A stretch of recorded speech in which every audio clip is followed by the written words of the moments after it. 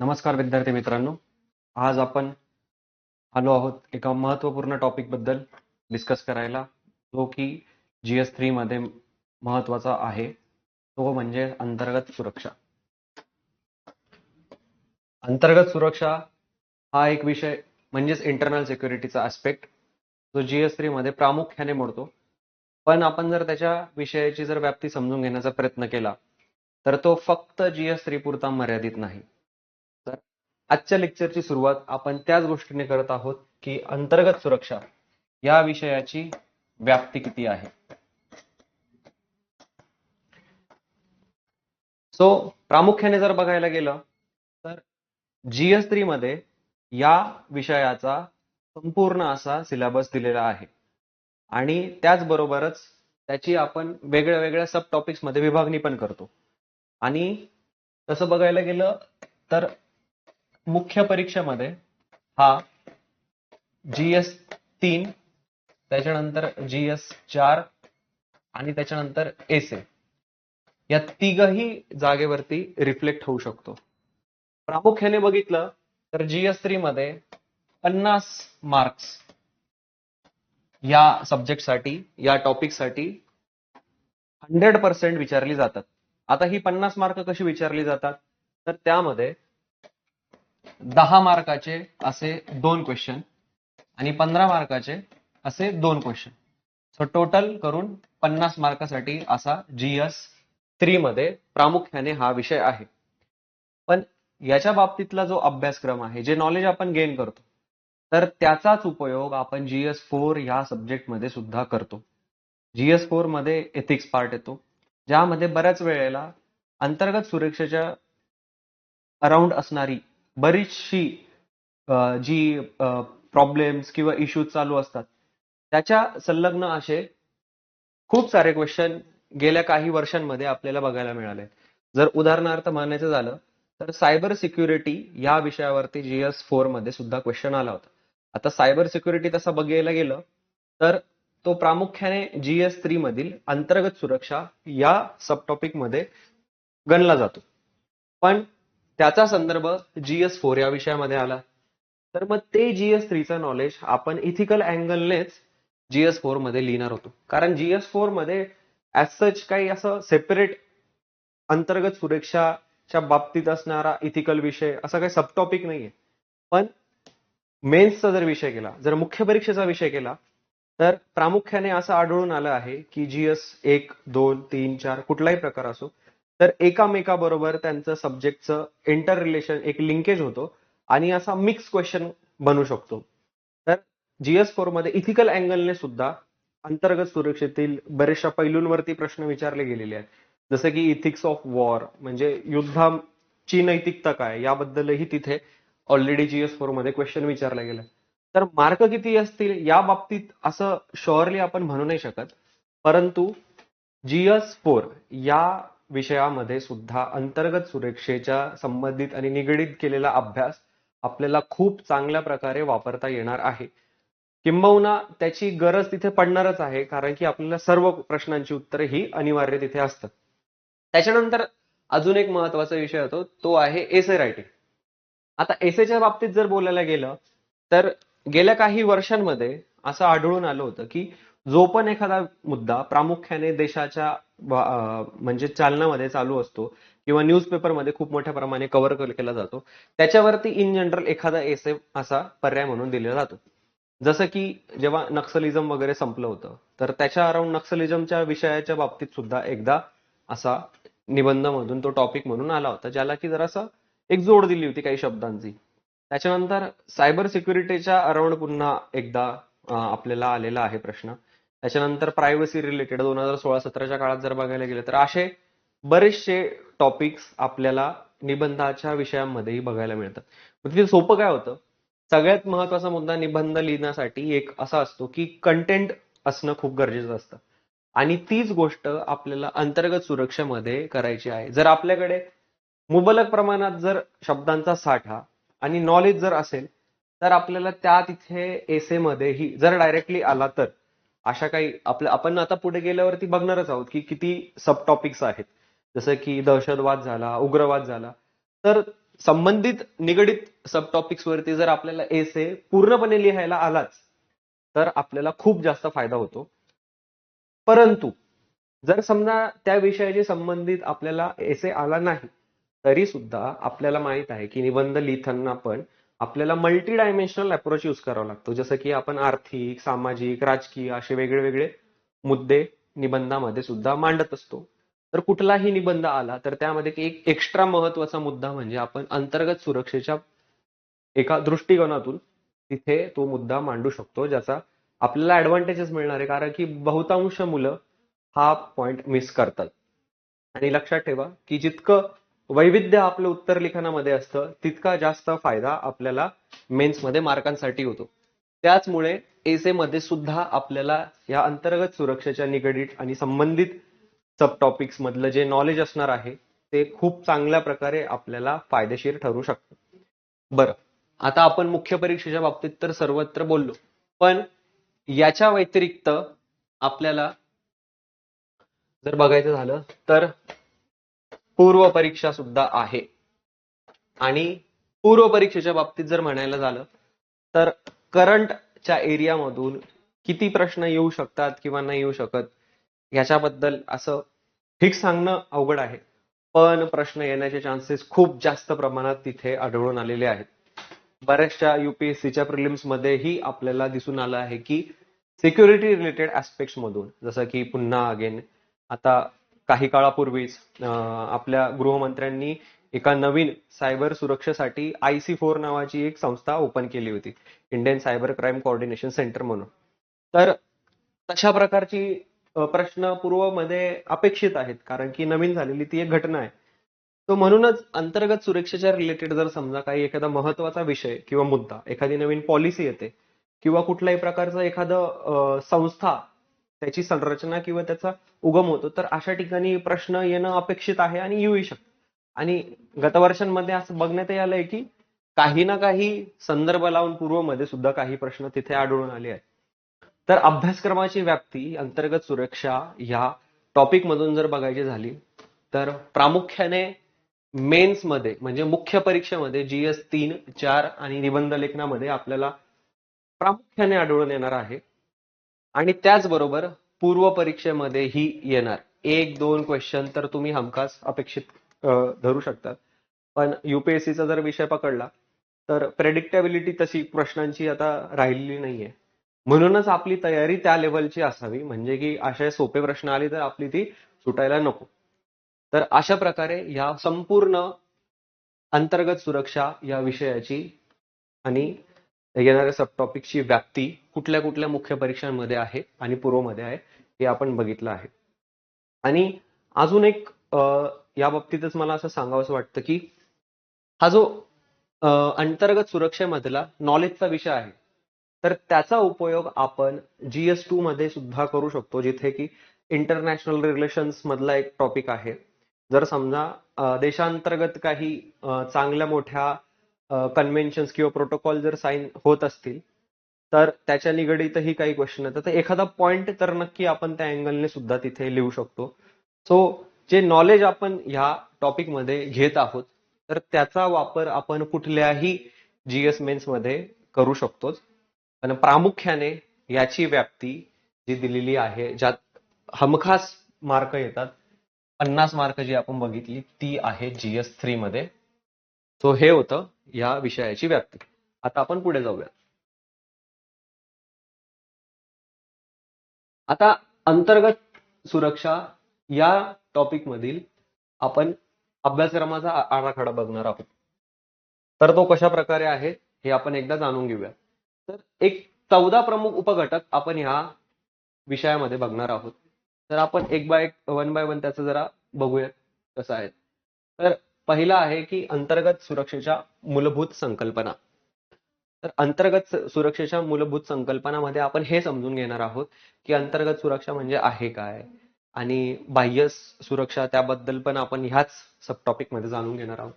त्याच्यानंतर एक दुसरा मुद्दा येतो की ईशान्य भारतातील बंडखोरी. ईशान्य भारतामध्ये बरीच प्रॉब्लेम चालू आहे, आपण सर्वांना माहित आहे, आपण न्यूजपेपर मध्ये वाचत असतो.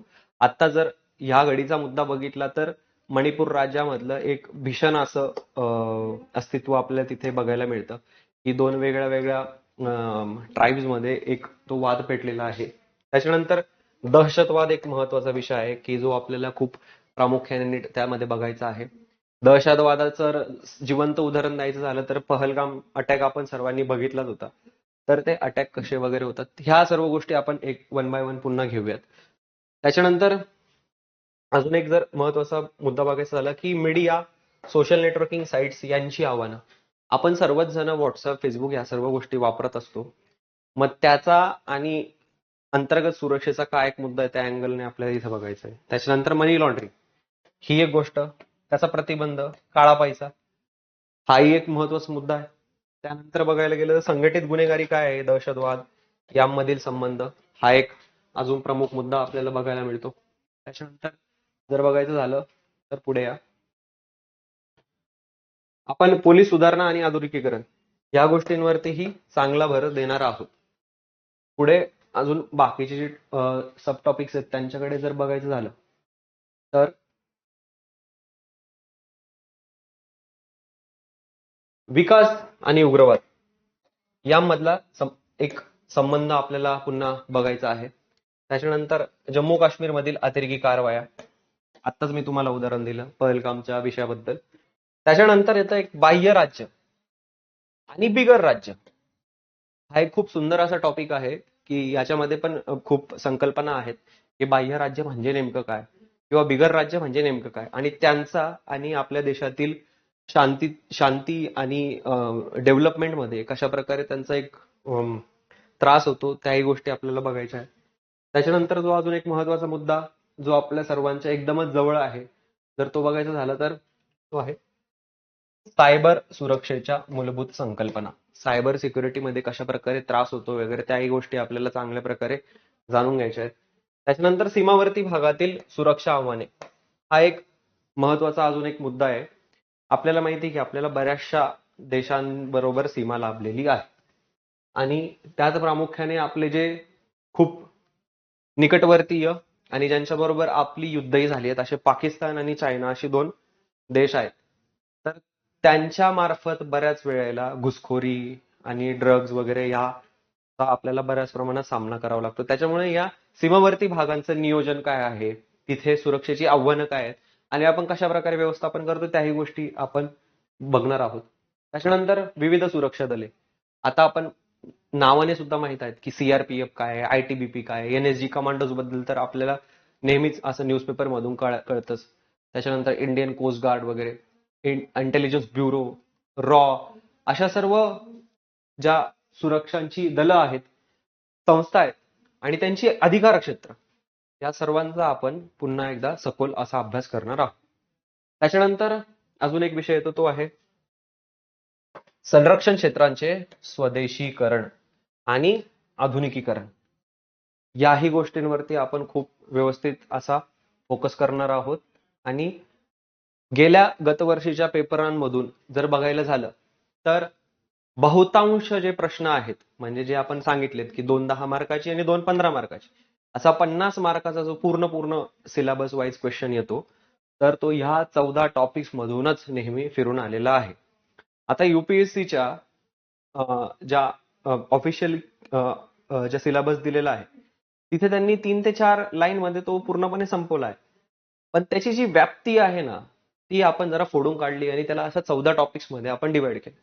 या 14 टॉपिक्स मध्ये डिवाइड केल्यानंतर असं जाणून आलं की हीच ती महत्वाची मुद्दे आहेत की जे अंतर्गत सुरक्षेसाठी खूप जास्त महत्वपूर्ण ठरतात.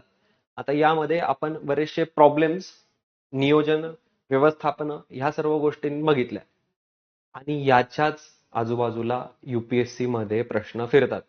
तर त्यामुळे ह्या 14 सब टॉपिक्सचा जर आपला सखोल अभ्यास असला तर हमखास 50 पैकी जास्तीत जास्त मार्क मिळणार आपल्याला. सर त्यासाठी जो येणारा डाटा आहे, जे फॅक्ट्स आहेत, वेगळे रिपोर्ट्स असणार, इंडेक्स असणार, त्याही गोष्टींचा आपण जसं जसं जाणार तसं तसं अभ्यास करणार. पण आता आपण ह्या 14 सब टॉपिक्स बद्दल तर फक्त नावाने समजून घेतलं. थोडं थोडं यांचं इंट्रोडक्शनही घेऊया म्हणजे तुम्हाला अगदीच कळेल की कशा प्रकारे आपण या पूर्ण सब टॉपिक्सने ह्या अंतर्गत सुरक्षेच्या विषयाला आपण सामोरे जाणार आहोत. तर चालू आपण सुरुवात करूया पहिल्या मुद्द्याने. तो पहिला विषय जर येतो, आपण तो जर घ्यायचा म्हटला, तर हा आहे अंतर्गत सुरक्षेच्या मूलभूत संकल्पना.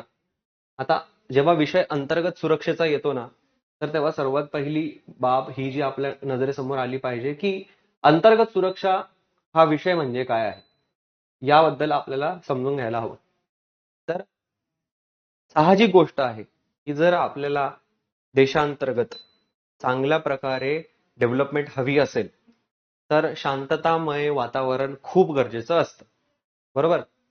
म्हणूनच त्यासाठी आपल्याला अंतर्गत सुरक्षा त्याच्या वेगळ्या वेगळ्या एजन्सीज थ्रू मेंटेन करणं अतिशय महत्वाचं ठरतं. मग जेव्हा आपण डेफिनेशनचा विचार करतो, जर आपल्याला याची व्याख्या करायची असणार, तर अंतर्गत सुरक्षा म्हणजे काय, तर देशाच्या सीमांच्या आत शांतता, सुव्यवस्था आणि सार्वभौमत्व आणि राष्ट्रीय अखंडतेचं रक्षण करणं, हेच म्हणजे काय, तर अंतर्गत सुरक्षा होय. साध्या शब्दामध्ये आपण अंतर्गत सुरक्षेची अशा प्रकारे व्याख्या करतो. आणि तुमच्या मनात हा प्रश्न आला असणार, की ह्या अंतर्गत सुरक्षेची नेमकी जबाबदारी कोणाची? आपण तर बऱ्याचशा दलांची नावं घेतली, आयबी घेतलं, रॉ घेतलं, पण प्रामुख्याने आणि जर एका शब्दात सांगायचं झालं तर गृह मंत्रालय हे याचं सर्वस्व जबाबदारी पकडते, जर आपण केंद्रा थ्रू जर बघायला गेलं तर.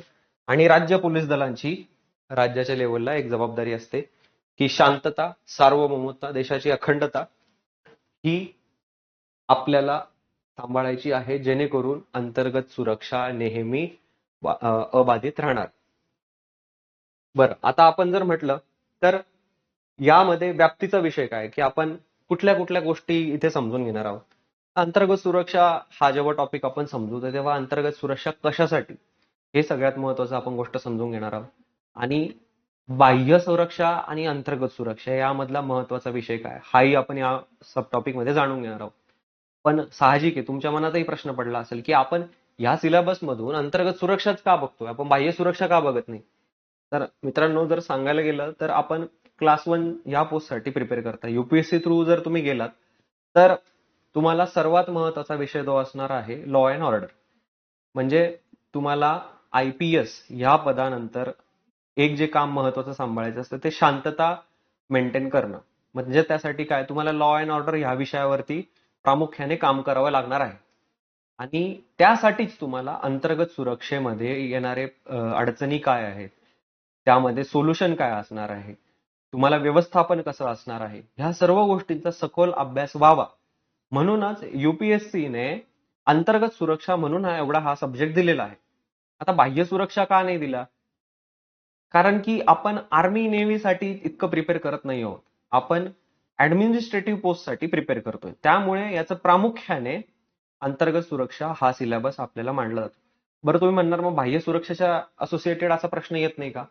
तर प्रश्न येणार, एखादा दुसरा प्रश्न येऊ शकतो, कारण की बाह्य सुरक्षा आणि अंतर्गत सुरक्षा अशा पाय खूप दोघही खूप वेगळ्या नाण्याच्या दोन बाजू असला विषय नाहीये. पण हो, जर जबाबदारीचा विषय झाला तर दलं कोणती आहेत, ते आर्मी, नेव्ही, एअरफोर्स हे बाह्य सुरक्षेसाठी आहेत, पण अंतर्गत सुरक्षेसाठी वेगळी दल आहेत. आणि त्यांचं जे मॅन्डेट काय, म्हणजे तुमचा जो कार्याचा एक सीमा असते, तर ती काय आहे, तर ती दोघांची पूर्णपणे वेगळी आहे. परंतु आता युपीएससीने आपल्याला अंतर्गत सुरक्षेचा विषय दिलाय ना, तर आपला परिपूर्ण फोकस हा अंतर्गत सुरक्षेच्या सभोवतालीच असणार आहे. आता पुढे बघूया आपण, की याचं उद्दिष्ट काय असणार आहे आपल्याला अंतर्गत सुरक्षा म्हणायचं झालं तर, नागरिकांचं जीवन, मालमत्ता आणि राज्यघटनेच्या मूल्यांचे रक्षण करणे आणि त्यानंतर देशात स्थैर्य राखणे, हे आपलं प्रामुख्याने असं ऑब्जेक्टिव्ह असणार आहे. तर अंतर्गत सुरक्षेचा जे मुख्य उद्दिष्ट आहे ते आपल्याला समजलं. आपण पुढे जेव्हा हेच लेक्चर चालू होतील तेव्हा आपण यामध्ये खूप डिटेलमध्ये बघणार आहोत, की अंतर्गत सुरक्षा असं केवढा मोठा महत्वाचा व्याप्ती असलेला विषय आहे. आणि बाह्य आणि अंतर्गतचंही आपण खूप डिटेलमध्ये एक्सप्लेनेशन समजून घेणार आहोत. आणि चला आता आपण पुढे जाऊयात, की विषय दुसरा जो आपण बघणार आहोत या सिलेबसमध्ये, तर तो असणार आहे विकास आणि उग्रवाद यामधील संबंध काय.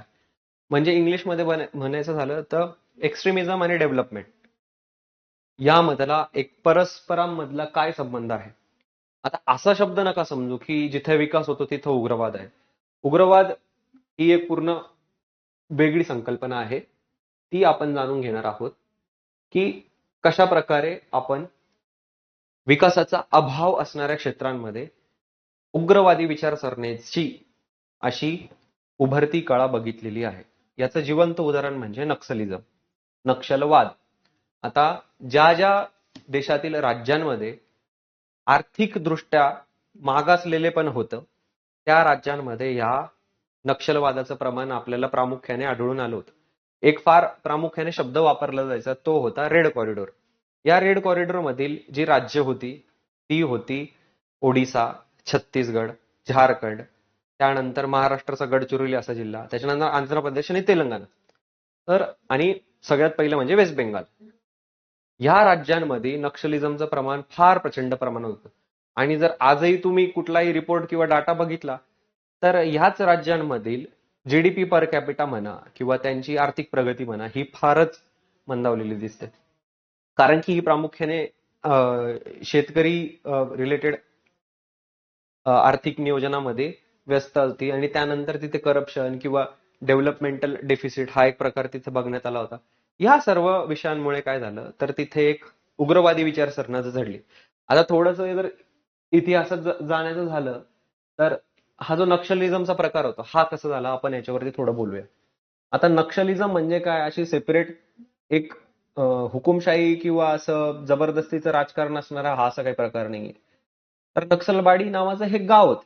या गावामध्ये असं झालं होतं की एक हुकुमशाही पद्धत समजून घ्या की जे जमीनदार लोक असतात ती लोक यायची आणि गरीब जनतेचं जे धान्य उगवलेलं जातं, जे तुम्ही आता नुकतंच विकायला जाणार असतात, पण कर्जाच्या चक्करमुळे ही मोठी जमीनदार लोक यायची आणि त्यांचं ते धान्य घेऊन जात होते. एका दिवशी असाच एक मोठा प्रकार घडला की ज्यामध्ये दोन्ही दलांमध्ये जरा वाद पेटला आणि तिथे काही नेते मंडळी अशी उभारून आली जसं की चारो मुजुमदार नावाची. आणि त्यांनी ठरवलं की बाबा ही जी जमीनदार लोक आहेत हे येतात, गोरगरिबांना त्रास देतात. आता ही जी जमीनदार होती यांना सपोर्ट कोण करत होतं तर गव्हर्नमेंटचे एजन्सीज म्हणजे पोलीस वगैरे किंवा सामान्य प्रशासन जे ते त्या एरियामधलं होतं. सामान्य लोकांना खूप ह्या गोष्टीचा त्रास झाला की ज्या नेत्यांना आपण निवडून देतोय ते नेते मंडळी आपल्यासाठी मदत करत नाहीयेत. मग आपण का या नेत्यांवरती विश्वास ठेवा. आणि ज्ञानाचाही अभाव होता, त्यांना हे कळलं नाही की कुठल्याही प्रकारच्या प्रॉब्लेमचा सोल्युशन हिंसाचार कधीच नसतो. परंतु त्यांनी हिंसेचं आणि शस्त्रास्त्रांचा एक मार्ग वापरला आणि तिथूनच नक्षलवाद हा प्रकार चालू झाला. आता नक्षलवाद म्हणजे काय, जल जंगल जमीन या गोष्टींवरती आधारित एक असं खूप मोठं युद्धच पेटलं असं समजा की ज्यामध्ये कुठल्याही प्रकारचा गव्हर्नमेंटचा बिल्डिंग, गव्हर्नमेंटचा माणूस किंवा राज्याशी निगडीत अशी कुठलीही संस्था असेल त्याच्यावरती काय करणं, बंदुका चालवणं, बॉम्ब फेकणं हे प्रकार चालू झाली. आणि 7 ते 8 राज्यांमध्ये याचा खूप मोठा एक विळखा असा जणा चालू झाला होता. आता ही गोष्ट कधीपासून चालू झाली, ती 1960च्या दशकातून समजा ही गोष्ट चालू झाली. आणि हा प्रकार जवळजवळ पुढील 6 दशकं चालला. आत्ताच मागच्याच वर्षी आपण पूर्णपणे, ह्याच वर्षी आपण पूर्णपणे नक्षलवादाचा बिमोड करून टाकला आहे आणि असं आपण गव्हर्नमेंटच्या डिक्लेरेशन मध्ये सुद्धा जाहीर झालं आहे. तर फक्त तुम्ही इमॅजिन करा की 60 वर्ष आपण ह्या किती मोठ्या प्रॉब्लेमला फेस केलं होतं, ज्यामध्ये वित्तहानी, जीवितहानी, सर्व प्रकारचं नुकसान आपल्या देशाला भोगावं लागलं. कारण काय होतं तर तुम्ही हे बघा की पहिला मुद्दा असा होता की विकासाचा अभाव. आता विकासाचा अभाव असल्यामुळे काय होतं की अनिश्चितता होते आणि त्याच्यानंतर काय होतं, लोकांमध्ये उद्रेक पसरतो आणि या उद्रेकातूनच या नक्षलवादाचा जन्म झाला. आणि पुन्हा या नक्षलवादानेच पुन्हा या विकासाच्या अभावाला पुढे कंटिन्यू केलं. कशा प्रकारे केलं की जिथे जिथे नक्षलवाद खूप मोठ्या प्रमाणात होता तिथे तिथे रोड जरी बनवला तरी त्या रोडला बॉम्ब लावून तोडलं जायचं. आता साहजिक गोष्ट आहे, कुठल्याही प्रकारचा विकास करायचा असेल तर तुम्हाला प्रामुख्याने 2-3 गोष्टी द्याव्या लागतात. ते असतं काय, वीज, चांगले रस्ते, चांगल्या शाळा, चांगलं हॉस्पिटल. आणि हे प्रामुख्याने अशा दुर्गम वस्त्यांमध्ये कोण बनवणार? तर स्वतः राज्यच बनवणार. पण नक्षलवादाच्या समोर राज्य म्हणजे त्यांचं दुश्मन. म्हणून कुठल्याही प्रकारचा जर डेव्हलपमेंटल वर्क करण्याचा प्रयत्न झाला तर नक्षलवादी लोक तिथे येणार आणि बॉम्ब वगैरे लावून ती जागा उडवणार. आता असाच जर प्रकार चालू राहिला तर काय होणार? विकासाचा अभाव. आणि विकासाचा अभावच पुढे जाऊन काय दाखवतं? अनिश्चितता. अनिश्चितता कसल्या बाबतीत? की लोकांना समजून नाही येत की आता भविष्य आपलं काय आहे. आपण खरंच प्रगतीच्या मार्गावर जाणार आहोत की अधोगतीच्या मार्गावर जाणार आहोत. त्यांना हे माहित नसतं की आपल्याला नोकऱ्या मिळतील, इथे इंडस्ट्री येणार, इथे चांगल्या प्रकारचं शिक्षण मिळणार की नाही. त्या अनिश्चिततेच्या मार्गामुळे बहुतांश जणांमध्ये हा एक संभ्रम तयार होतो की आपलं भविष्य काय. आणि याचाच फायदा नक्षलवादी लोकांनी घेतला आणि त्यांना चालना दिली की तुम्हीही आमच्या आंदोलनात सहभागी व्हा, तुम्ही हत्यार उचला. आणि त्यांना पैसेही पुरवले जायचे. जसा पगार मिळतो तशा प्रकारची गोष्टी तिथे काही घडत होत्या असं बऱ्याच रिपोर्ट्समध्ये कळलेलं आहे. मग आता ज्या माणसाला काही उत्पन्नाचं साधनच नाही तर तो काय करणार? तो हमखास शस्त्रास्त्र उचलणार, कारण की त्याला तिथून पैसे मिळू शकतात. आणि मग त्यानंतर काय? ठिकठिकाणी उद्रेक होत गेले. आणि उद्रेकच याचंच तर काय, यालाच तर आपण नक्षलवादाचं एक स्वरूप म्हणतो. आणि ज्या प्रकारचे ते नासधूस करायचे त्याच्याने पुन्हा विकासाचा अभाव. तर हे जे सूत्र होतं ना, हे कधी आपल्याला तोडताच नाही आलं. मग आपण ते कशा प्रकारे तोडलं याच्यासाठी आपल्याला सेपरेट खूप चांगल्या प्रकारे अभ्यास करायचा आहे. माझं एक सुंदर असं सांगण्याचा एक मार्ग होता की आपण कशा प्रकारे वेगवेगळे प्रॉब्लेम्स फेस केले. तर नक्षलवादाचा एक महत्वाचा एक तो विषय होता की तुम्हाला हे सांगण्यासाठी की कशा प्रकारे जेव्हा विकासाचा अभाव होतो तेव्हा उग्रवादी स्वरूपाच्या घटना घडतात. आणि नक्षलवाद तो एक उग्रवादाचा एक स्वरूप होता. तर आता चला आपण पुढे बघूया. आता नेक्स्ट आपण जो सब टॉपिक बघणार आहोत तो काय असणार? तर आहे ईशान्य भारतातील बंडखोरी. आता ईशान्य भारतातील जर बंडखोरीचा विषय बघायचा झाला तर सध्याच्या क्षणाला मणिपूर एक हिंसेचं वळण घेऊन बघत आहे. आणि जवळजवळ वर्षापेक्षा जास्त झालंय की तिथे आजही हिंसाचाराचं प्रमाण चालू आहे. पण आजच्या घडीची कारणं जरा तिथली हिंसाचाराची वेगळी आहे. पण याआधी ईशान्य भारतामध्ये खूप मोठ्या प्रमाणात बंडखोरी होत होती. तर तिथली आव्हानं काय होती आपण ती समजून घेऊयात.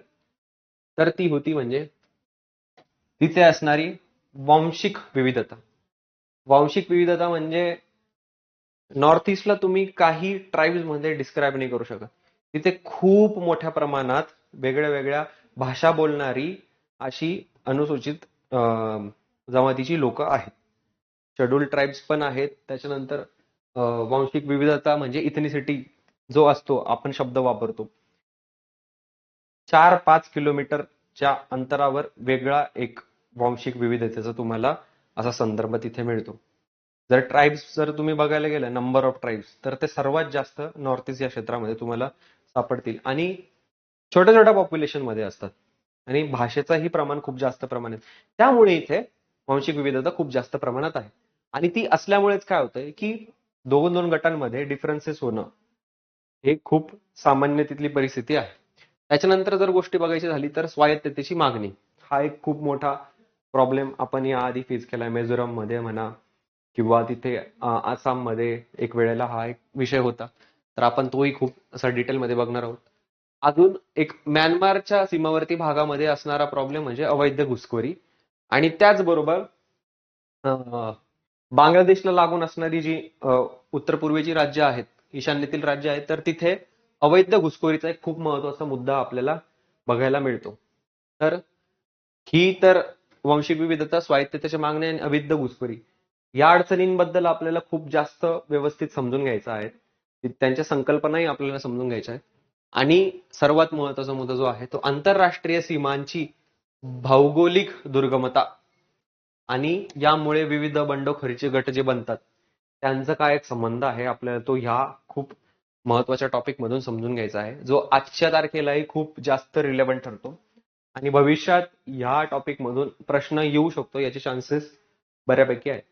जर आपल्याला बघायचं झालं तर मग इथल्या विषयांमध्ये प्रमुख उपाय काय असणार आहे की ह्या ज्या वांशिक विविधता असणाऱ्या ज्या गटांमध्ये आपण शांततेचे करार करायला हवे. हा एक महत्वाचा मुद्दा ठरतो. त्याच्यानंतर अफवाचा कायदा काय आहे त्याबद्दलच्याही गोष्टी आपण समजून घेण्याचा प्रयत्न करणार आहोत.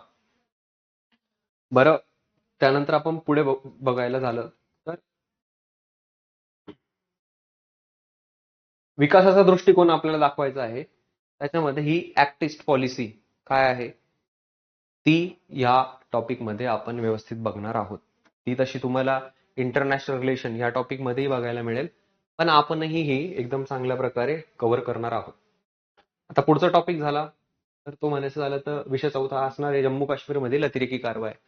यामध्ये असं नवीन आणि वेगळं सांगण्यासारखं खरं तर काही नाहीये. तुम्हाला सर्वांना माहिती आहे की न्यूजपेपर मध्ये तुम्ही बघतच असता की एक ठराविक कालावधीनंतर काहीतरी न्यूज येते की जम्मू काश्मीरमध्ये एक दहशतवादी मार्गाने म्हणा किंवा कुठल्या तरी मार्गाने म्हणा तिथे अतिरेक्यांनी वेगळ्या वेगळ्या कारवाया केल्या.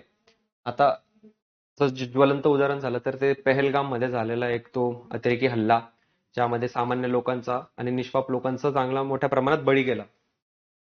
तर अशा प्रकारे काय होतं की अंतर्गत सुरक्षेला पुन्हा एकदा चालना ती मिळत नाही, म्हणजे शांतता प्रस्थापित ठेवण्यासाठी पुन्हा काहीतरी प्रॉब्लेम होतो.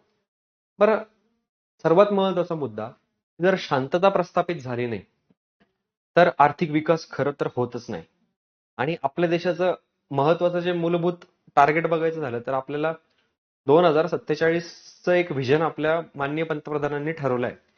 त्याप्रमाणे आपल्याला काही ट्रिलियन डॉलर्सच्या पुढे जायचं आहे, आपल्याला विकसित देश बनवायचा आहे. तर या सर्व टार्गेट्स अचीव्ह करण्यासाठी आपल्याला खूप मोठ्या प्रमाणाने आर्थिक प्रगती करणं गरजेचं आहे. आर्थिक प्रगतीसाठी फक्त लँड, लेबर, कॅपिटल ह्या गोष्टी लागत नाही, तर त्याबरोबर लागतंय सामाजिक शांती, अंतर्गत सुव्यवस्था, सुशासन आणि अंतर्गत सुरक्षा. त्याचाच एक महत्वाचा भाग ठरतो. जर असं वेगवेगळ्या राज्यांमध्ये कुठल्याही प्रकारे जर अंतर्गत सुरक्षेला तडा जात असणार तर साहजिक गोष्ट आहे की तेथील आर्थिक परिस्थिती काही काळासाठी का असेना ही मागासली जाते. आणि 28 राज्य आहेत, दर महिन्याला जर एक एक ठिकाणी काहीतरी प्रॉब्लेम होत असणार तर क्युम्युलेटिव्हली बघायला झालं तर 12ही महिने आपल्याला कुठल्या ना कुठल्या भागात या आर्थिक विकासाची जरा मागे आलेलीच कडा बघायला मिळणार. तर ती नसायला हवी.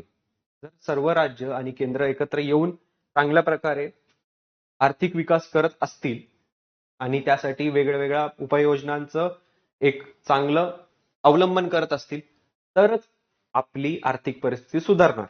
पण त्यासाठीच शांततामय असं वातावरण आपल्या देशामध्ये असायला हवं. पहलगाम अटॅक नंतर आपल्याला माहित आहे की तिथलं जे टुरिझम क्षेत्र आहे ते बराच काळ बंद होतं. म्हणजेच काय झालं, तिथली लोकांनी मंथली ईएमआय तुम्हाला भरायचे असतात, काहीतरी कोणीतरी कर्ज घेतलेलं असतं. समजा एखाद्या व्यक्तीने शिकारा बोट घेतली असणार, तिथल्या तलावांमध्ये तो बोट फिरवून त्याच्या घराची उपजीविका तो सांभाळत असणार. आणि पहलगामच्या अटॅक नंतर काय झालं की त्याने ज्या बोटसाठी लोन घेतलं असेल तर त्या बँकेवाल्यांनी त्याच्या बोटला एक आळाच लावला असणार, ती जप्त केली असणार. तर मग अशा प्रकारे काय झालं, त्याचंही नुकसान तर झालंच. आणि मग पुन्हा राज्य आणि देश यांना जो येणारा टॅक्स मिळणार होता याच्या उत्पन्नातून तोही नाही मिळाला. तर हे एक उदाहरण आहे की कशा प्रकारे जेव्हा अंतर्गत सुरक्षेला तडा जातो तेव्हा आर्थिक विकास मंदावतो. आणि जेव्हा आर्थिक विकास मंदावतो तेव्हा सामान्य लोकांच्या जीवनामध्ये खूप मोठ्या प्रमाणात अडचणी यायला लागतात. तो आता तुम्हाला समजलंच असेल की अंतर्गत सुरक्षा हा फक्त युपीएससी साठी नाही तर आपल्या दैनंदिन जीवनासाठी सुद्धा खूप महत्वाचा विषय आहे. त्याच्यामुळे हा समजून घेताना फक्त अभ्यासक्रमाच्या दृष्टिकोनातून न समजता तो आपल्या जीवनामध्ये कशा प्रकारे एक महत्वाचा घटक ठरतो हेही जर जाणून घेतलं तर युपीएससीच्या आन्सर रायटिंग मध्ये सुद्धा तुम्हाला खूप चांगल्या प्रकारे त्याचा फायदा होईल. कारण की ते तुम्ही स्वतःला निगडित करून तिथे उत्तर लिहू शकता. तर आपण चला पुढे बघूया. लष्करी आणि अतिरेकी आव्हानं आपण ह्या टॉपिक मध्ये तर नक्कीच बघणार आहोत. आता पुढे बघायला गेलं तर एक आस्पेक्ट आपल्याला हा पण बघायचा आहे की जेव्हापासून घटनात्मक बदल म्हणजे आज कलम 370 रद्द झाला आहे तेव्हापासून तर आतापर्यंत कशा प्रकारे या जम्मू काश्मीरमध्ये बदल झाला आहे हा एक नवीन आपल्याला सिलेबस मध्ये एक पॉइंट ऍड करून तो तुम्हाला पुढे कंटिन्यू सांगायचा आहे. आता पाचवा टॉपिक बघूया, तो आहे टेररिझम म्हणजे दहशतवाद. आता दहशतवादाच्या बाबतीत जर बोलायचं झालं तर आपल्याला दहशतवाद काय हे माहिती आहे की शस्त्रास्त्रांचा वापर करून सामान्य जनतेमध्ये एक अशांतता पसरवणे, ती तर गोष्ट सोपी झाली. पण आता नवीन संकल्पनाही आपल्याला यामध्ये बघायला मिळणार आहेत. ते आहे लोन वुल्फ अटॅक. हे लोन वुल्फ हल्ले म्हणजे एखादा व्यक्ती येणार आणि अचानक असं बटन दाबून स्वतःला बॉम्ब फोडून घेणार, किंवा बंदुकी 2-4 लोक बंदूक घेऊन येणार आणि अचानक हमला करणार. 26/11 हा त्याच प्रकारचा एक होता. किंवा बऱ्याच ठिकाणी तुम्ही असंही न्यूजमध्ये ऐकलं असेल की एखादा व्यक्ती असं जॅकेट घालून बॉम्ब घेऊन आला आणि त्याने बटन दाबून पूर्ण एखादा एक एरिया तो ब्लास्ट करून टाकला. तर हे लोन वुल्फ अटॅक काय असतात ह्याही गोष्टी आपल्याला बघायच्या आहेत. त्याच्यानंतर हा सायबरचा दहशतवाद. सायबरचा दहशतवाद या गोष्टीवरती आपल्याला खूप जास्त प्रमाणात लक्ष द्यावं लागणार आहे. कारण की येणाऱ्या परीक्षांमध्ये हा एक महत्वाचा टॉपिक ठरणार आहे.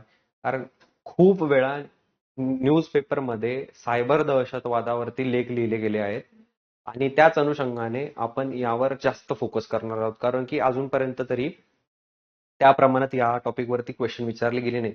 मागच्या वर्षी नक्षलवादावरती क्वेश्चन विचारला गेला, कारण की गृह मंत्रालयाने ठरवलेलं होतं की आपल्याला एवढ्या एका वर्षात कुठल्याही प्रकारे नक्षलवाद हा संपवायचा आहे. म्हणून हे एक्सपेक्टेड होतं की त्या वर्षाला युपीएससी मेन्स मध्ये हा क्वेश्चन विचारणार.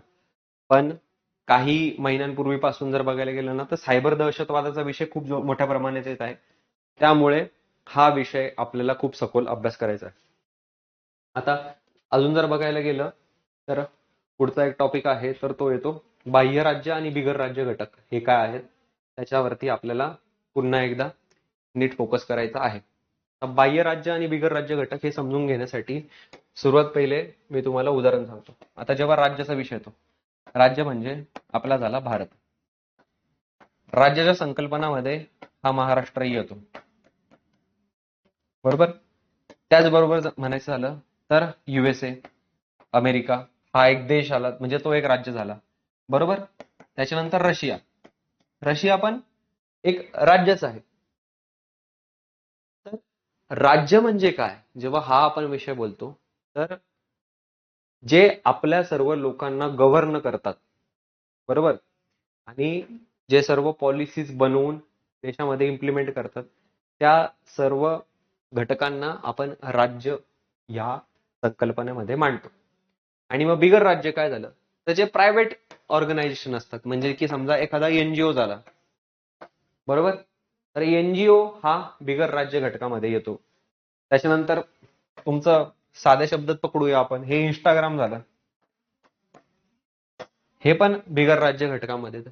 अजून सांगतो, जर हे दहशतवादी संघटना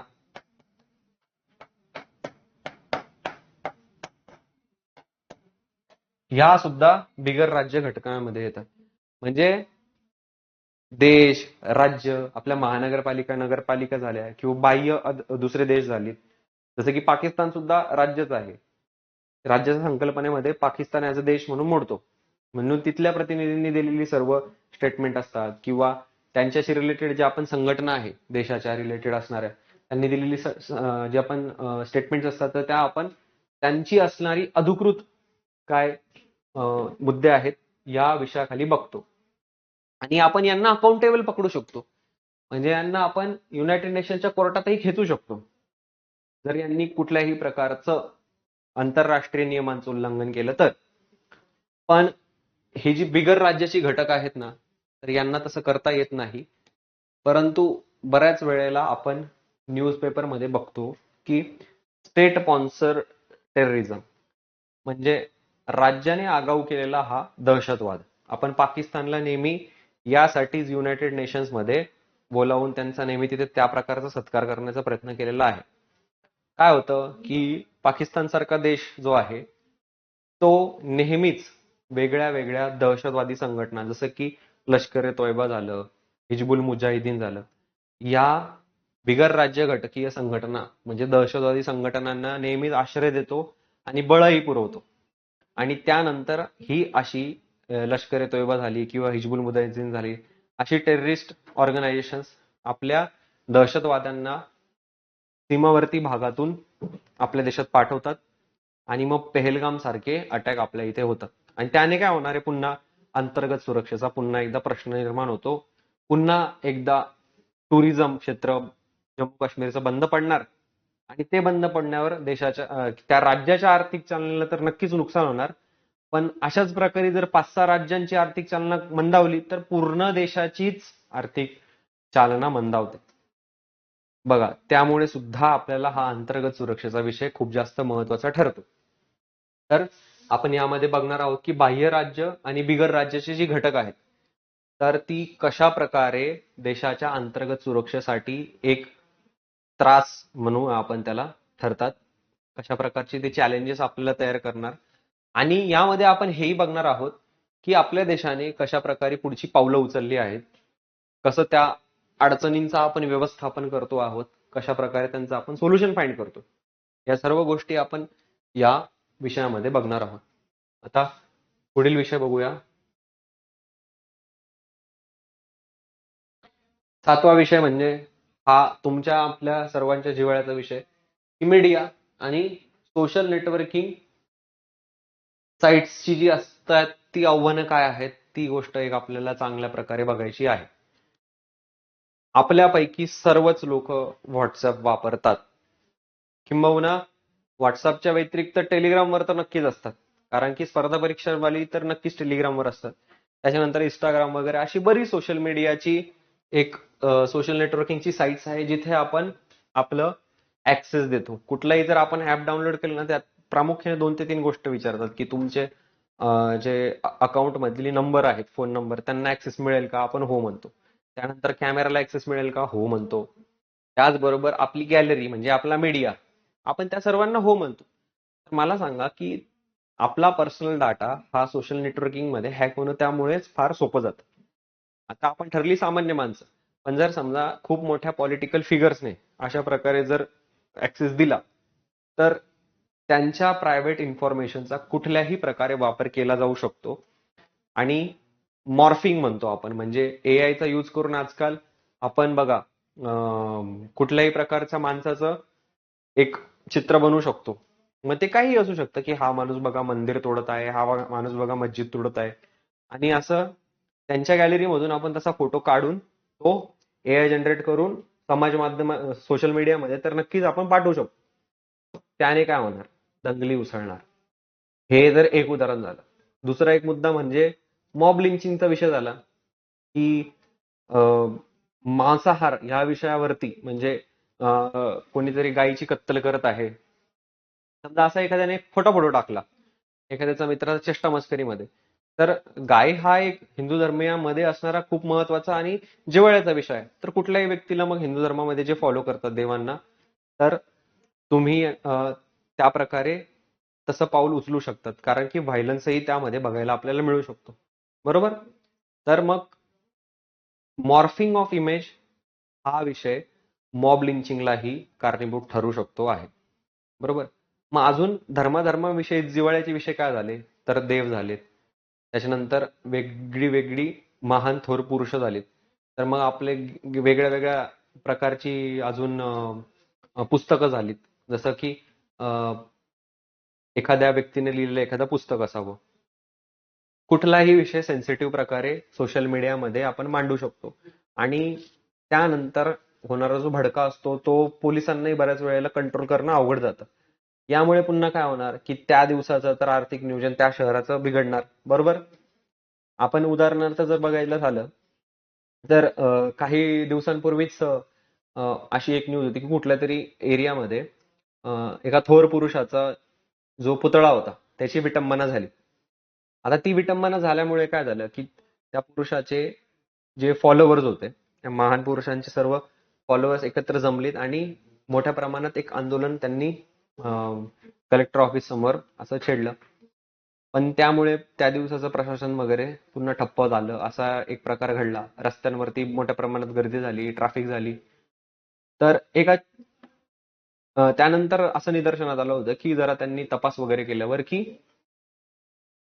ती जी विटंबना करणारी व्यक्ती होती पुन्हा हेच जातीयवाद आणि तेढ निर्माण करणाऱ्यांपैकीच होते, आणि ज्याला शासन मिळायला हवं होतं त्याच्या जागेवरती कुठल्या तरी दुसऱ्याच व्यक्तीचं पुन्हा 4 लोकांमध्ये तो सापडल्यामुळे त्याला चांगला तिथे प्रसाद मिळाला. पण पुन्हा महत्वाचा मुद्दा आपल्यासाठी काय झाला बघा, की सोशल नेटवर्किंगचा वापर करून चुकीच्या व्यक्तीच्या बद्दल माहिती पसरवली गेली आणि ज्याने विटंबना केली तो तर फार नंतर सापडला गेला, परंतु ज्याची चुकी नव्हती त्यालाही त्यामध्ये पकडला गेला. पण मुद्दा हा तर एक विषय झाला.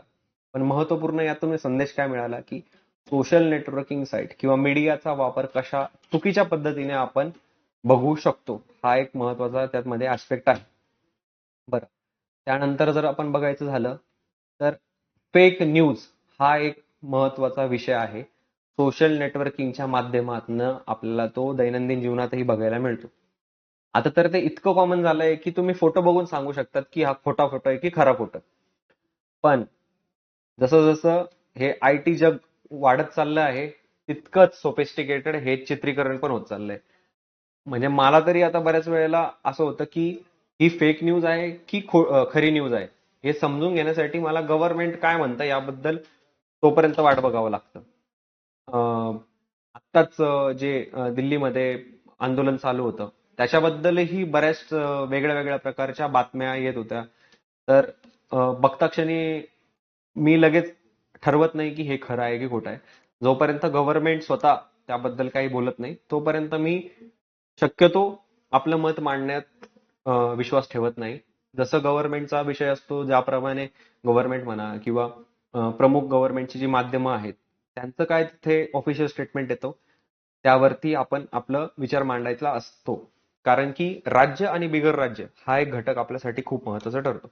आणि एक चांगल्या ऍडमिनिस्ट्रेटरची ही एक खास बाब असायला हवी की तो कुठल्या सोर्सेस मधून येणारी जी माहिती आहे त्यावरती विश्वास ठेवतो. कारण की आज कुठल्याही व्यक्तीला मॅन्युप्युलेट करणं खूप सोपं झालं आहे ह्या AI तंत्रज्ञानामुळे. आणि आपण त्याच गोष्टी मीडिया आणि सोशल नेटवर्किंगच्या साइट्स याबद्दल पुन्हा एकदा डिटेलमध्ये बघणार आहोत. तर पुढचा टॉपिक एकदा बघूया आपण, जो 8वा विषय असणार आहे तो आहे सायबर सुरक्षेच्या मूलभूत संकल्पना. आपण सर्व आता इंटरनेटवर आहोत, तर कुठल्या कुठल्या प्रकारे आपल्या अकाउंटमधून पैसे जाऊ शकतात याची आपल्याला जरा खबरदारी आहे. RBI सुद्धा त्यासाठी एक चांगलं नियोजन करून बातमीपत्र म्हणा किंवा वेगळ्या वेगळ्या चॅनलवरती ऍडव्हर्टाइजमेंट देत राहते, जागरूक राहू सतर्क राहू मध्ये. का? कारण की सायबर गुन्हेगारी इतक्या मोठ्या प्रमाणात वाढत आहे. सर्वात जास्त सायबर गुन्हेगारीचा धोका आहे तो तुमच्या आर्थिक विषयांनाच आहे. कारण की तुमच्या बँकेतून पैसे कट होणं हेच महत्वाचं त्यांचं उद्देश असतं. पण हे जर खूप मोठ्या प्रमाणात जर देशांतर्गत लेवलला वेगळ्या वेगळ्या राज्यामध्ये सुद्धा व्हायला लागलं तर प्रॉब्लेम काय होणार की आंदोलनं छेडली जाणार आणि पुन्हा एकदा अंतर्गत सुरक्षेचा विषय होऊ शकतो. म्हणून तो प्रॉब्लेमच होऊ नये त्यासाठी आपली गव्हर्नमेंट काय करत आहे, आपण केलेल्या इन्स्टिट्यूशन्स कोणत्या आहेत, आपल्याकडे एखादी पॉलिसी आहे का, या सर्व गोष्टी आपण सायबर सुरक्षेच्या मूलभूत संकल्पना या सब टॉपिक मध्ये बघणार आहोत. त्याच्यानंतर हेच की डिजिटल जगाचे रक्षण करणे, डाटा चोरी झालं, रॅन्समवेअरचे हल्ले, बँकिंग फसवणूक, बरोबर. आणि ज्या देशाच्या महत्वाच्या पायाभूत सुविधा आहेत जसं की इस्रोचं ऑफिस पकडा, बरोबर. त्याच्यानंतर आपण खूप सॅटेलाइट्सही ऑर्बिट्स मध्ये पाठवतो. तर बँगलोर झालं किंवा तामिळनाडूमध्ये आपले काही डाटा सेंटर्स आहेत, त्या ठिकाणी आपण काय सिक्युरिटी ते झालं. त्याचबरोबर आपण युरेनियमच्या द्वारे ऊर्जा प्राप्त करतो, बरोबर. मग हे जे न्यूक्लिअर पॉवर प्लांट्स आहेत देशातील सर्व न्यूक्लिअर पॉवर प्लांट त्यांना आपण कशा प्रकारे सायबर सिक्युरिटी देऊ शकतो या गोष्टीही आपल्याला या टॉपिक मध्ये बघायचं आहे. कुडंकुलम हा एक तामिळनाडूमधील खूप महत्वाचा असा आपला न्यूक्लिअर पॉवर प्लांट आहे. मागच्या वर्षी एक खूप मोठी न्यूज आली होती की जवळजवळ 1000 ते 2000 वेळा सायबर हल्ला करण्याचा तिथे प्रयत्न झाला होता. पण आपल्याकडे असणाऱ्या सर्टिन ह्या इन्स्टिट्यूशनने खूप चांगल्या प्रकारे त्या न्यूक्लिअर पॉवर प्लांटची सिक्युरिटी केली आणि एकही हल्ला त्या न्यूक्लिअर पॉवर प्लांटवरचा सक्सेसफुल झाला नाही. तर अशीच बरीचशी उदाहरणं मी तुम्हाला ह्या टॉपिक मध्ये पण दाखवणार आहे की आपण किती स्ट्रॉंग आहोत सायबर सिक्युरिटीच्या बाबतीत. पण भविष्यात येणारी चॅलेंजेस कोणती असणार आहेत आणि आपण त्यासाठी काय प्रयत्न करत आहोत हाही खूप महत्वाचा भाग आपल्याला इथं बघायचा आहे. कारण सायबर सिक्युरिटी जसं मी तुम्हाला आधी सांगितलं एक महत्वाचा विषय आहे ज्यावरती प्रश्न एक बाकी आहे. पुढच्या वर्षी किंवा त्या पुढच्या वर्षी तर नक्की तो येऊ शकतो. त्यानंतर 9वा विषय असतो ज्याबद्दल खूप मोठे आंदोलनही छेडले जातात, तो आहे काळा पैसा आणि मनी लॉन्ड्रिंग. आता काळा पैसा हा अवैध धंद्यांमधूनच होतो, बरोबर. कारण की त्याला काही ट्रेसिंग करता येत नाही आणि अवैध धंदे आपल्या लीगल भाषेमध्ये अलाउड नसतात. कायदा त्या गोष्टींना मंजुरी देत नाही. तर अशी काळी धंदे कोणती? बेटिंग झालं, गॅम्बलिंग झालं, हे पत्ते वगैरे झाले, हे प्रकार तर आहेत. पण त्याचबरोबर शस्त्रास्त्र, त्याच्यानंतर काउंटरफिट करन्सी म्हणजे खोट्या नोटा ह्या बनवणे हाही एक काळा पैसाच झाला. आणि हा काळा पैसा मनी लॉन्ड्रिंग करून व्हाईट बनवला जातो. मग हाच काळा पैसा जर खूप मोठ्या प्रमाणात जर सफेद बनून पुन्हा देशाच्या इकॉनॉमीमध्ये फिरला तर देशामध्ये कसल्या प्रकारची प्रॉब्लेम्स येऊ शकतात. आर्थिक प्रॉब्लेम्स, त्याच्यानंतर सिक्युरिटीच्या अँगलची प्रॉब्लेम हा तर आपला खूप महत्वाचा विषय आहे. परंतु आर्थिक अँगलमध्ये हाही एक विषय येतो की महागाई खूप मोठ्या प्रमाणात वाढणार. साहजिक गोष्ट आहे. जर प्रत्येक व्यक्तीकडे खूप मोठ्या प्रमाणात पैसा आला परंतु देशामध्ये असणारी जी संसाधनं आहेत ती जर कमीच प्रमाणात असली तर काय होणार की जास्त पैसा असल्या कारणाने प्रत्येकच व्यक्ती ती गोष्ट अफोर्ड करू शकतो, घेऊ शकतो. म्हणून ज्याच्याकडे ते सामान आहे, जे संसाधन आहे, तो फक्त साध्या शब्दात म्हणणार की बाबा आता मला पैसे वाढून द्या, कारण सर्वजण मला तितके पैसे द्यायला तयार आहे. जो मला सर्वात जास्त पैसे देणार मी त्याला ती वस्तू देणार.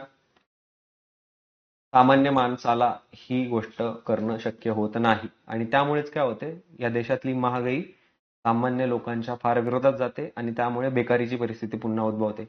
मग त्याला महत्वाचा मुद्दा काय ठरतो, तर तो आहे काळा पैसा.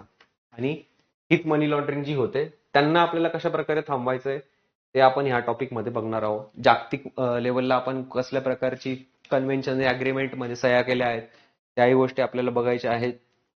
आणि आपल्या देशामध्ये संसदेने काय कायदे केली आहेत या मनी लॉन्ड्रिंगला थांबवण्यासाठी, त्या सर्व गोष्टी आपल्याला या सब टॉपिक मधून समजून घ्यायच्या आहेत. त्यानंतर जर बघायला झालं तर एक अजून सांगायचा मुद्दा असा की हवाला, शेल कंपन्या आणि टॅक्स हेव्हन्स काय असतात ह्याही गोष्टींबद्दल आपल्याला या सब टॉपिक मध्ये समजून घ्यायचं आहे. आणि आपण न्यूजपेपर मध्ये बघत राहतो की कशा प्रकारे हा काळा पैसा बेकायदेशीररित्या वेगळ्या वेगळ्या राष्ट्रांमध्ये फिरवला जातो आणि पुन्हा तो राऊंड ट्रिप करून हवाल्याच्या मार्गाने देशामध्ये सफेद बनवून वापरला जातो. या सर्व गोष्टींची सखोल एक अभ्यास आपल्याला करायचा आहे. त्यानंतर 10वा एक विषय असतो की सीमावर्ती भागातील सुरक्षा आणि व्यवस्थापन. यामध्ये आपण भरपूर गोष्टी बघणार आहोत की सीमावर्ती भागामधील असणारी काय प्रॉब्लेम्स आहेत ते, त्यानंतर तिथे कुठली सुरक्षा दलं सीमेच्या सुरक्षेसाठी तैनात आहेत ते. कारण की आपल्याला माहित आहे पाकिस्तान, चायना, म्यानमार या सीमा आणि त्यांची जी चॅलेंजेस आहेत ती वेगळी आहेत. जसं की म्यानमारची जर बॉर्डर पकडली तर ती खूप जास्त टफ आहे, ऍक्सेसिबल नाहीये आणि तिथे साहजिक दृष्ट्या आपल्याला लवकर जाणं शक्य होत नाही. मग तिथले अजून प्रॉब्लेम्स काय आहेत? म्यानमारमधून आपल्याला अंमली पदार्थांचा पुरवठा केला जातो इल्लीगल मार्गाने. ते थांबवण्यासाठी मग तशा प्रकारची स्पेशलाइज एजन्सी पाहिजे. तर आसाम रायफल नावाची एक सुरक्षा दल आहे, ती तिथे पहारा देते. चायना बॉर्डर मध्ये आपण बघतो की एकदम बर्फाच्छादित प्रदेश असणारा एक डोंगर भाग आहे. तर त्यासाठी ITBP नावाची एक संस्था आहे ती आपल्याला सिक्युरिटी प्रदान करते तिथे. पाकिस्तान बॉर्डरवरती BSF तैनात आहे. तर अशाच प्रकारे नेपाळ झालं, भूतान झालं, अं, अं, नेपाळ झालं ऍक्च्युली प्रामुख्याने. त्यानंतर जो मेरीटाईम बॉर्डर आहे, समुद्रामध्ये कशा प्रकारे आपली सिक्युरिटी चालते ती एक गोष्ट आपल्याला तिथे नक्कीच बघायची आहे. तर चॅलेंजेस काय काय आहेत हे तर आपल्याला बघायचं आहे आणि व्यवस्थापन आपण कशा प्रकारे करतोय त्याही गोष्टी आपल्याला या सीमावर्ती भागामध्ये बघून घ्यायचं आहे. आणि जसं की बघितलं आपण की दहशतवाद कशा प्रकारे पाकिस्तानच्या मार्गाने येतो आहे, त्यासाठी आपली सीमा सुरक्षा दलांची नीती काय आहे या सर्व टॉपिक मधून आपल्याला ती समजून घ्यायची आहे. पुढे बघूया संघटित गुन्हेगारी आणि दहशतवाद. संघटित गुन्हेगारी दोन क्षेत्रामध्ये खूप मोठ्या प्रमाणात चालते. तर त्यातली एक आहे शस्त्रास्त्र म्हणजे इल्लीगल वेपन. पाकिस्तान, चायना हे इथून भारतात येणार आणि दहशतवादी लोक त्याचा वापर सामान्य जनतेच्या विरुद्ध करणार, हा एक झाला. त्याच्यानंतर नार्कोटिक्स, ओपियम आणि गांजा ह्या सर्व अंमली पदार्थांची जी विक्री इल्लीगल पद्धतीने आपल्या देशामध्ये होते. कारण देशामध्ये आपल्याला कुठलाही लॉ अशा प्रकारचे अंमली पदार्थ खाजगीरित्या बनवायला परवानगी देत नाही. तरी जर ती विकली जातात याचा अर्थ काय होतं की ती बाह्य देशांमधून आपल्या देशामध्ये पुरवली जात आहेत. आणि हे इतकं मोठं नेक्सस आहे की त्यासाठीच इथे संघटितरित्या लोक ऑपरेट करत आहेत. तर मग ही संघटित गुन्हेगारी झाली. तर याचा आणि दहशतवादाचा कसा संबंध आहे ते आपल्याला जाणून घ्यायचं आहे. म्हणून आपल्याला एक आंतरराष्ट्रीय अँगल ह्या टॉपिक मध्ये बघायला मिळणार आहे. तो आपण ते पुन्हा संघटित गुन्हेगारी आणि दहशतवादाच्या ह्या मुद्द्यामध्ये समजून घेणार आहोत. त्याच्यानंतर 12वा महत्वाचा मुद्दा आहे विविध सुरक्षा दले आणि त्यांच्या संस्था. हा एक इंटरेस्टिंग टॉपिक आहे जो तुम्हाला खूप आवडेल. तुम्ही काही सुरक्षा दलांची नावही ऐकली नसणार अशी सुद्धा आपण सांगणार आहोत. इकॉनॉमिक इंटेलिजन्स युनिट कदाचित तुम्ही ऐकलं नसेल, पण त्याचंही खूप महत्वपूर्ण काम आपल्या देशाच्या इकॉनॉमिक्स च्या ज्या इंटरनेटद्वारे ट्रान्झॅक्शन होतात कशा प्रकारे आपण ते सिक्युअर केलं जातं. IU ज्याला आपण म्हणतो इकॉनॉमिक इंटेलिजन्स युनिट, ते आपण बघणार आहोत. आत्ताच मी तुम्हाला सीमावर्ती भागातील सुरक्षा करणारी जी संस्था आहेत त्यांच्याबद्दल सांगितलं. त्याचबरोबर आपण इथे IB, रॉ, NSG काय आहे, CRPF काय आहे, या सर्व संस्थांबद्दल आपण चांगल्या प्रकारे अभ्यास करणार आहोत. त्याच्यानंतर इंडियन कोस्ट गार्ड, मग यांचा आणि मग तुम्हाला अजून एक चांगला प्रश्न उद्भवणार आहे की जेव्हा पहलगामचे अटॅकवाले आले, BSF तर फायटिंग करायला गेली नाही, तिथे आर्मीची लोक होती. पण अंतर्गत सुरक्षा तर आपल्या होम मिनिस्टरच्या अंडर येते, तर मग डिफेन्सची लोक का गेली? तर या सर्व प्रश्नांची उत्तरं मी तुम्हाला ह्या सब टॉपिक मधून समजवणार आहे.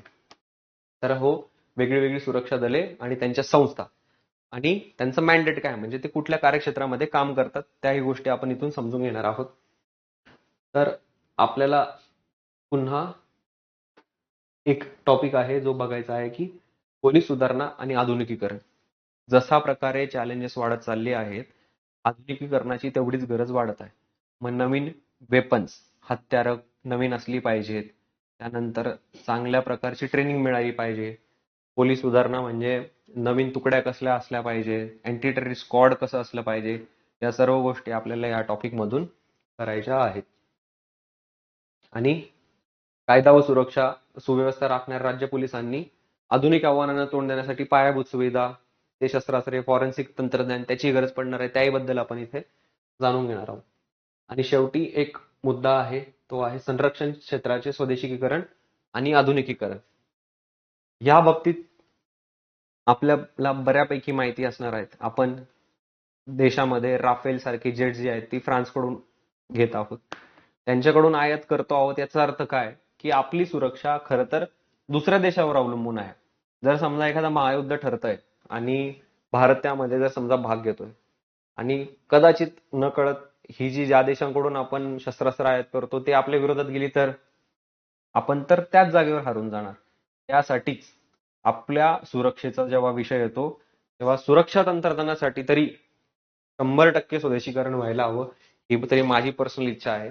आणि त्याच्याचमुळे देशाने कसल्या प्रकारची पावलं उचलली आहे पूर्ण स्वदेशीकरणासाठी त्यांचा आपण इथे एक सखोल अभ्यास करणार आहोत.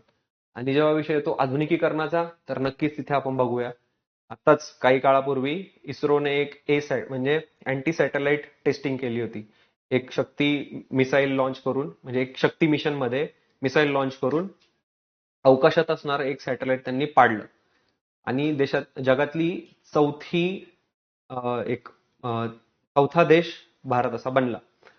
तर मग हे एक आधुनिकीकरणाचं अजून एक एक्झाम्पल झालं. तर अशाच प्रकारे आपण कशा संदर्भाने अंतर्गत सुरक्षेसाठी पावलं उचलत आहोत हे आपण संरक्षण क्षेत्राचे स्वदेशीकरण आणि आधुनिकीकरण ह्या सब टॉपिक मध्ये जाणून घेणार आहोत. तर अशा प्रकारे आपण सर्वच्या सर्व 14 सब टॉपिक जे आपल्याला समजून घ्यायचे आहेत ते आता आपण त्याचं इंट्रोडक्शन करून एक स्वरूप म्हणून समजून घेतले आहेत. आता ओव्हरऑल आता आपण पुन्हा एकदा रिकॅप करूया की आतापर्यंत आपण अंतर्गत सुरक्षा या विषयासाठी काय काय बघितलं. तर अंतर्गत सुरक्षेच्या विषयाची व्याप्ती आपण बघितली, कशा प्रकारे तो GS3, GS4, SA आणि पूर्व या जागांवरती आपल्याला फायदा देतो. त्यानंतर आपण बघितलं की UPSC मधून जो एक सिलेबस आहे त्याला आपण डिवाइड करून 14 वेगळ्या वेगळ्या क्षेत्रांमध्ये कशा प्रकारे बघतो आहोत ते. त्याच्यानंतर सर्वच्या सर्व 14 टॉपिक्सचं आपण एक बेसिक इंट्रोडक्शन करून घेतलं. आता यावरून तुम्हाला एक अंदाज आला असेल की मेजरली युपीएससी मध्ये म्हणा किंवा आता एमपीएससी मध्ये सुद्धा हा सब्जेक्ट येणार आहे, जिथे प्रश्न अंतर्गत सुरक्षेच्या असणाऱ्या अडचणींच्या अराउंड घुमत आहे आणि आपले पर्याय काय किंवा आपण कुठल्या प्रकारे त्यांचं व्यवस्थापन करत आहोत, ह्या सर्व गोष्टींच्या निगडीतच आपल्याला सर्व अभ्यास करायचा आहे. तर अशा प्रकारे आपण एक प्रॉपर प्लॅनिंग करून प्रत्येक जो इश्यू आहे या 14 पॉईंट मध्ये मांडलेला तो तर करणारच आहोत, पण येणाऱ्या काळात जर समजा कुठलं नवीन सिक्युरिटी चॅलेंज जर आलंच, आपल्या अंतर्गत सुरक्षेला आव्हान देणारं कुठलंही एक चॅलेंज आलं, तर तेही 15 पॉईंट म्हणून आपण ऍड करणार आहोत. तो अशा प्रकारे या विषयाची व्याप्ती वेळेप्रसंगी वाढूही शकते. तर आपण ते सिलेबस चालू झाल्यावरती पुन्हा आपण बघणारच आहोत. तर अशा प्रकारे मी आज जे तुम्हाला सांगितलं आहे इंटरनल सिक्युरिटी, तर सेम सिक्वेन्समध्ये आपण ते पुढे कंटिन्यू करणार आहोत. आता मी लेक्चर थांबवत आहे. आपण पुन्हा भेटूया नेक्स्ट लेक्चरमध्ये. धन्यवाद.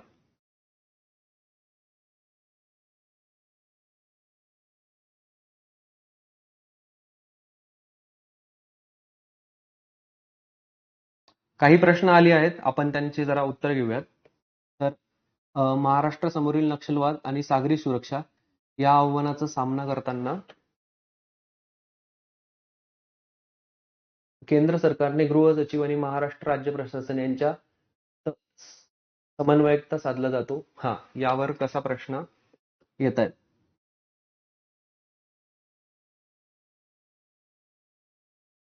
हो, बरोबर.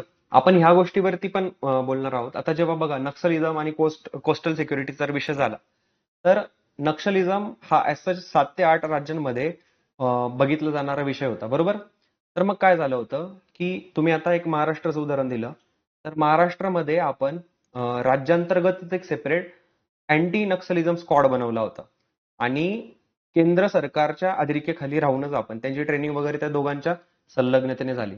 तशाच प्रकारे आंध्र प्रदेश सरकारने बनवला होता कोब्रा नावाचा स्क्वॉड, तिथे होता सीआरपीएफ वगैरेच्या मार्गाद्वारे. तर वेगळ्या वेगळ्या राज्यांनी अशी नक्सलिझमला टॅकल करण्यासाठी सेपरेट स्क्वॉड्सही बनवलेली होती. आता सीआरपीएफ जी आहे ती केंद्राची एक संस्था आहे, जी नक्सलिझमच्या विरुद्ध खूप मोठ्या प्रमाणात एक कारवाई करत होती. तर त्यांचा पण स्क्वॉड होता. तर ऑब्व्हियसली जेव्हा आपण वेगळ्या वेगळ्या राज्यांमध्ये संघर्ष बघतो नक्सलिझमच्या विरुद्ध, तर प्रत्येकाची पॉलिसी जरा वेगळी असते. पण जेव्हा केंद्र येतं तेव्हा कोऑर्डिनेशन चांगल्या प्रकारे साधलं जातं. जेव्हा विषय समन्वयाचा येतो तेव्हा नक्कीच सेपरेट फोर्स त्या रिजनसाठी बनवलेली जाते. आंध्र प्रदेशनेही बनवली होती, आपण महाराष्ट्रानेही बनवली होती, छत्तीसगडमध्येही प्रयत्न तसा झाला होता. तो येस, समन्वय तर नक्कीच साधलं जातं. आणि जेव्हा कोस्टल सिक्युरिटीचा विषय येतो, तर कसं आहे की 12 नॉटिकल माईल पर्यंत इंडियन कोस्ट गार्ड, कारण की आंतरराष्ट्रीय नियमांनुसार कुठल्याही देशाच्या बॉर्डर लाईन पासून 12 नॉटिकल पर्यंत त्या देशाची ती सीमा धरली जाते. 12 नॉटिकल माईलच्या नंतर ती आंतरराष्ट्रीय सागरी सीमा ती असते, त्याची आपला काही संबंध नाही. तिथे नेव्हीचा रूल पडतो. पण जे 12 नॉटिकल माइल्स आहे तिथे इंडियन कोस्ट गार्ड या संस्थेचा खूप जास्त महत्वाचा रोल ठरतो, या दलाचा खूप मोठा रोल करतो. आणि इंडियन कोस्ट गार्ड अगेन केंद्राच्या निदर्शनाखाली येते. तर जर तुम्ही आता म्हणायला गेलेत की मुंबईचं एक उदाहरण घ्या, कशा प्रकारे आपण तिथे कोऑर्डिनेशन करतो, तर मुंबई पोलीस दलाच्याही सेपरेट बोट्स आहेत.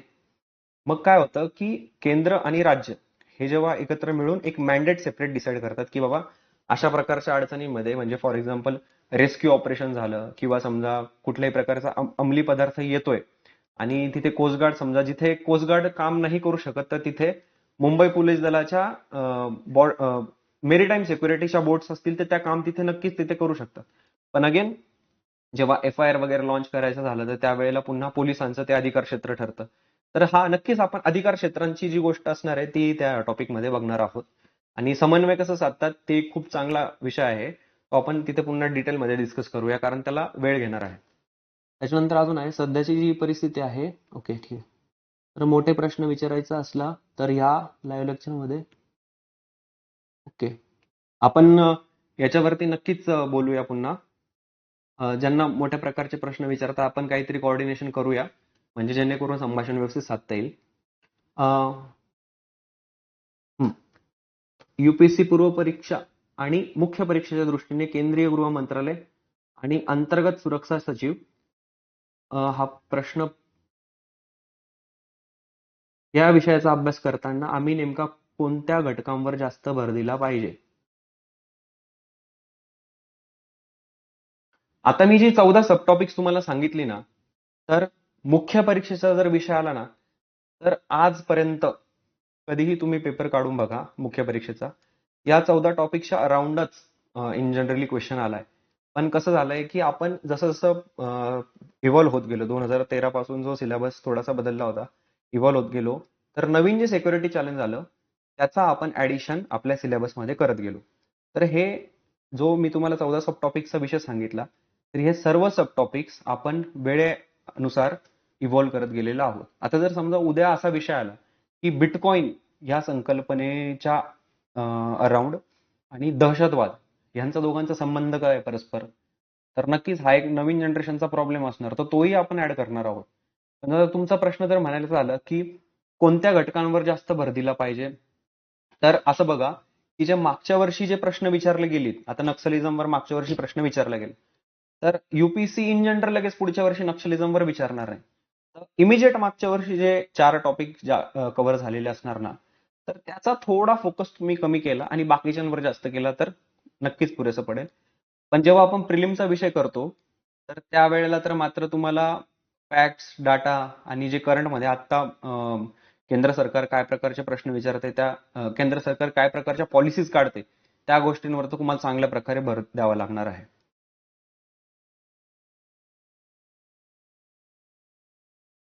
प्रश्न पूर्ण लिहिता येत नाहीये याचा काही अर्थ इंटरनल सिक्युरिटी या विषयाचा अभ्यास करताना हा ते झालं.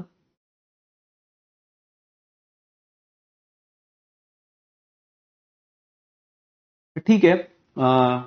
एकाने पण कमेंट केली आहे, परंतु ते अं, मला कळत नाहीये की सर प्रश्न पूर्ण लिहिता येत नाहीये. ठीक आहे, आपण जेव्हा पुन्हा कोर्सला चालू करूयात ना, तुमची सर्व प्रश्नांची उत्तर मी काढेल. बट मेक शुअर की तुमचे प्रश्न पूर्णपणे तिथे दिसतील. तर एवढी फक्त काळजी घ्या आणि व्हॅलिडरित्या दिसतील. अर्ध फक्त लिहू नका, कारण समजायला त्रास होतो. हा, एक दोन मुद्दे खूपच छान होते, ते आपण नक्की डिस्कस करणार आहोत. जसं की कोऑर्डिनेशन सेंटर आणि राज्याचं काय असतं, तर तो या सिलेबसचा पार्ट आहे, त्याच्यावर आपण एकदम चांगल्या प्रकारे बोलणार आहोत. तो एक नक्कीच चांगला असणार. आणि मी तुम्हाला पुढे झाल्यावर नक्की सांगणार की कुठल्या टॉपिक्स वरती आपल्याला चांगला भर द्यायचा आहे. ठीक आहे, तर त्या बाबतीत तुम्ही काळजी करू नका. मागच्या वर्षाच्या प्रश्नांच्या एक अनालिसिस आपण त्याचं घेऊया आणि तुम्हाला मी इयर बाय इयर सांगेल की ह्या वर्षी अशा प्रकारची प्रश्न तिथे येत होती, म्हणून पुढच्या वर्षात त्या अराउंड क्वेश्चन आली. आणि जे जे टॉपिक्स आपले चालणार आहेत ना इंटरनल सिक्युरिटीच्या रिलेटेड त्या वर्षामध्ये, तुम्हाला मी ते आयडेंटिफाय कसे करायचे हेही समजून सांगेल की हा विषय आहे, तर पुढच्या वर्षी हमखास या एरियामधून तो प्रश्न इंटरनल सिक्युरिटी या टॉपिक मध्ये येणार. तो मग तुम्हाला कसं प्रेडिक्शन करायचं येईल त्याही गोष्टीवरती एक तुम्हाला चांगली आयडिया बनेल, याची काळजी मी पूर्णपणे घेईल. तर ठीक आहे, आजच्यासाठी एवढंच. आता आपण लेक्चर थांबूया, मिळूया पुढच्या एका नवीन सब टॉपिक बरोबर. धन्यवाद.